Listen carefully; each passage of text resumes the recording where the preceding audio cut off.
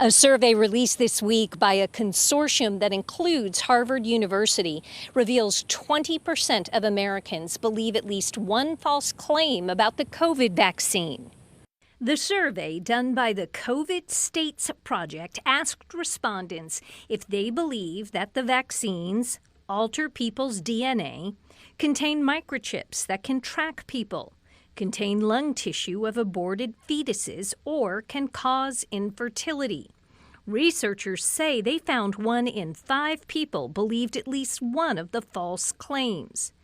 Dr. Fahmi Farah, a cardiologist, says her greatest concern is that such false claims are causing some people to choose not to get vaccinated. A lot of people are saying we need proof on certain things before we'll take the vaccine. I think that same concept should be applied to these myths. We need proof before you say that there's infertility. Where is the proof? Where is the fact? There is none.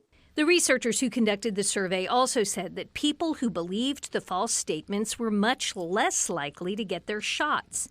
Nick Brown says he's uncertain about some of the claims, but at the end of the day, he decided to get vaccinated. When it comes down to the science of it, I don't know enough to have an opinion one way or another without sounding, kind of like a fool in my opinion. But as far as things like a microchip, no, I definitely did not believe that. Dr. Farah hopes people will take their questions and doubts to their own healthcare providers.